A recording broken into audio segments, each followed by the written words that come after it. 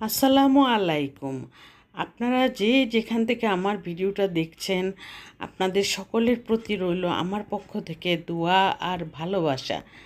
আজকে আমি বৃষ্টির ভাব থাকা সত্ত্বেও আমি খিচুড়ি রান্না করেছি। কেন জানেন?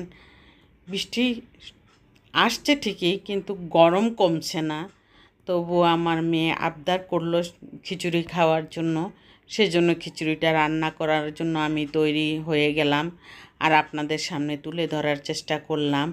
প্রথমে আমি হাফ কেজি চালের আজকে খিচুড়ি রান্না করব।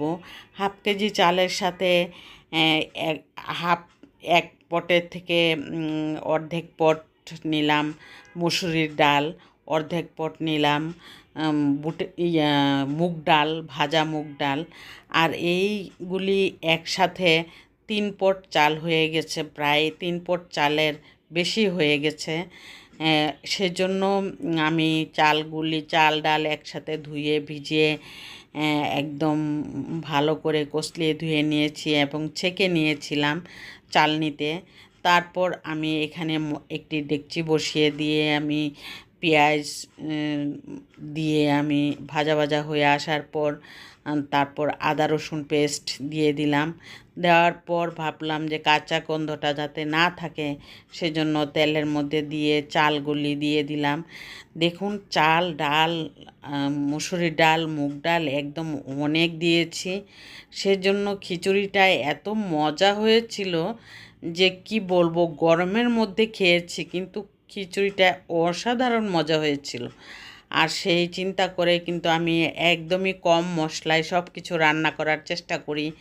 আর সেই থেকে কিন্তু কোনো অংশেই মজা কিন্তু কম লাগে না। আমি বেশি মশলা দিলে যে মজা হবে তেমন কোনো কথাই নেই। আর সেই চিন্তা করে আমি মশলা সব কিছুর মধ্যেই আমি মশলা কম দিয়ে থাকি, মশলার পরিমাণটা কম দিয়ে থাকি, কিন্তু মশলা সবই দেওয়ার চেষ্টা করি। আর এখানে এখন বলক আসছে। বলক আসার পর আমি চিন্তা করলাম ঘিটা দিয়ে দিব, কারণ এই সময় যদি ঘি না দেওয়া হয়, শেষে দিয়ে ঘি দিলে কিন্তু কোনো লাভ নেই। কারণ দেখা যায় পুরো খিচুড়িতে ঘিয়ের ঘ্রাণ আসবে না। যেখানে দিব সেখানেই শুধু ঘ্রাণ থাকবে। আর পানিতে যদি ঘিটা দেওয়া হয়, এটা একটা টিপস মনে করবেন আপনারা যারাই আমার চ্যানেলটা দেখছেন, আমার আমার ভিডিওটা দেখছেন, তারা কিন্তু অবশ্যই এই কাজটা করে নেবেন। কেন জানেন? পুরা খিচুড়িতে ঘিয়ের ঘ্রাণে বাড়ি একদম মনে হবে যেন একটা অমৃত খাচ্ছি, অমৃত স্বাদের খিচুড়ি খাচ্ছি। সেই চিন্তা করে খিচুড়ির মধ্যে এই সময়টার মধ্যে ঘি দিবেন বেশি করে। তাহলে খিচুড়ির মধ্যে মশলা কম দিলেও আর কিছুই মনে হবে না যে কেন আমি মশলা কম দিলাম, কেন আমি খিচুড়ি কেন খিচুড়ি বা মাছ বা মাংস সব কিছুই কিন্তু টেস্টি হয়ে যায় মশলা কম দেওয়ার কারণেও কোনো ক্ষতি হয় না। আর এইভাবে আমি জাল করতে করতে ভাবলাম যে কাঁচামরিচটাও দিয়ে দিই। কাঁচামরিচটা দেওয়ার পর মাঝখানে আরেকবার মানে নাড়াচাড়া দিয়ে নিলাম। এখন প্রায় আমার নামানোর সময় হয়ে গেছে। হলুদটাও কিন্তু আমি হালকা দিয়েছি, বেশি হলুদ দিলে একদম হলুদের গন্ধ হয়ে যায়। প্লাস হলুদটার কালারটা একদম বেশি বাসন্তী কালার হয়ে যায়। আর হালকা কালার থাকলে খিচুড়ি কিন্তু ভালো লাগে, দেখতেও সুন্দর লাগে। আর সেই চিন্তা করে কিন্তু আমি এভাবে রান্নাটা করে নিলাম খিচুড়ি। তারপরে চিকেন রান্না করার জন্য আমি এখানে সব ধরনের মশলা দিয়ে দিয়েছি। হলুদের গুঁড়া, মরিচের গুঁড়া, ধনিয়ার গুঁড়া, ভাজা জিরের গুঁড়া, আদা রসুন পেস্ট সব দিয়ে আমি চিকেনটা ধুয়ে রেখেছিলাম, চিকেন আর আলু। তারপরে ওইটা এখন দিয়ে দিব।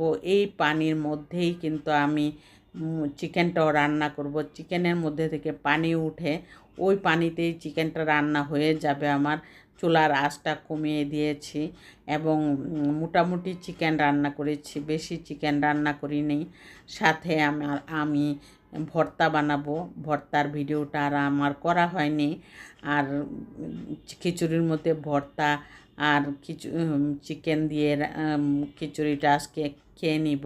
দেখুন একদম খিচুড়ির পানিটা, চিকেনের পানিটা বেশি শুকিয়ে গেছে। আর সেই আরও আগে নামানো দরকার ছিল আমার, চুলায় আসতে একটু দেরি হয়ে গেছে। সেই চিন্তা করে কিন্তু আমি চিকেনটা রান্না করে নিলাম। আর এদিক দিয়ে সন্ধ্যা হয়ে আসলো, পরে এই ভেজিটেবল স্যুপ বানালাম। এই ভেজিটেবল স্যুপটার মধ্যে পেঁপে দিলাম, গাজর দিলাম, এতে করে কিন্তু স্যুপটা এত মজা হয়েছে। আর ডিম দিয়ে আর কর্নফ্লাওয়ার দিয়ে আমি কিন্তু বানিয়ে নিয়ে এলাম। আর আমার ভিডিওটা ভালো লাগলে লাইক আর সাবস্ক্রাইব করে দিবেন।